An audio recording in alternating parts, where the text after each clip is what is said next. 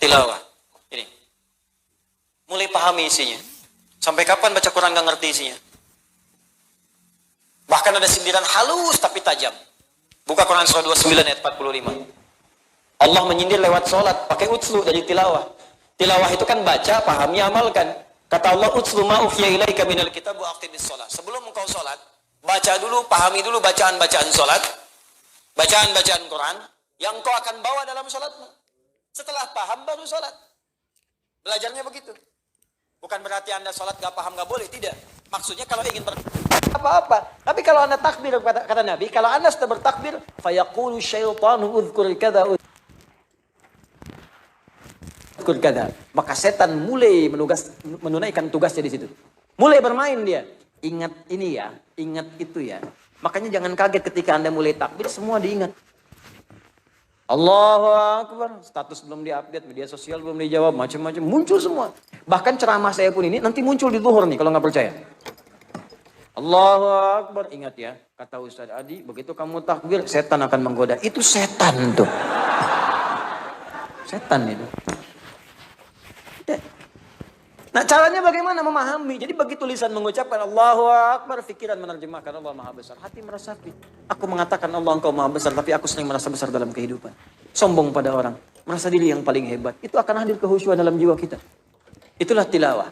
Makanya orang tua kita dulu sampai kekinian. Bahkan kalau ada kegiatan formal itu selalu kalau ada yang baca Quran, qiraah namanya qari. Di sampingnya pasti ada yang menerjemahkan. Umumnya begitu. Untuk menyampaikan makna umumnya. Kalau yang baca qari, yang menerjemahkan siapa namanya? Tuh, sari tilawah. Ya, di bahasa Arab sebutnya tilawah saja. Cuman masuk ke Indonesia, mungkin yang pertama kali tilawah namanya musari. Makanya disebut sari tilawah. Kalau Dodi mungkin Dodi tilawah. Nah ini tilawah. Nah sekarang bagaimana praktek tilawah yang diajarkan, ditunjukkan oleh Nabi? Gini caranya. Tidak harus memaksa diri kita dari awal sampai akhir. Tidak. Yang kita butuhkan aja apa? Al-Fatihah jelas butuh. Jelas karena dipakai tiap hari dalam sholat. Maka sekarang coba tilawah Al-Fatihah. Tilawah, baca tafsirnya. Amalkan isinya.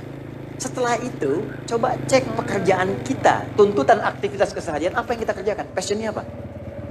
Anda pengajar. Kenapa Anda tidak mengeluarkan ayat-ayat mengajar dalam Al-Quran?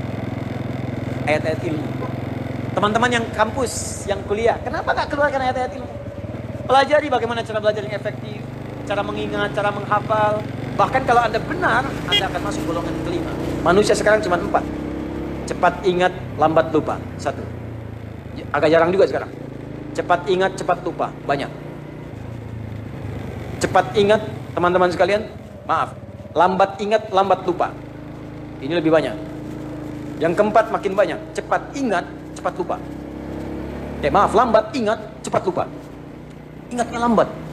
Udah 2 jam saya ceramah, paham? Tidak. Terangkan lagi, paham. Keluar masjid, lupa.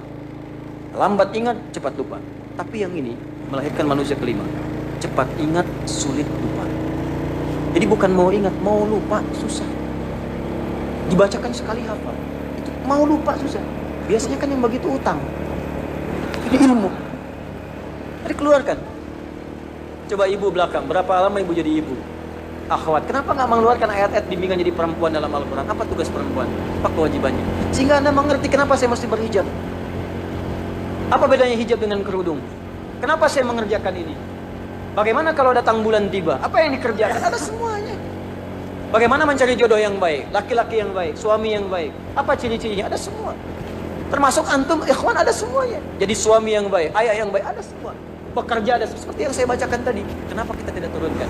Yang telah merumuskan itu sampai didetilkan dengan keterangan nabinya, ini ayatnya, ini hadisnya, ini ayatnya, ini hadisnya, adalah Al-Imam Al-Bukhari, dan menuliskan ini selama 16 tahun.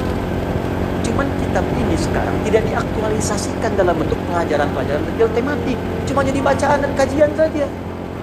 Nama kitabnya apa?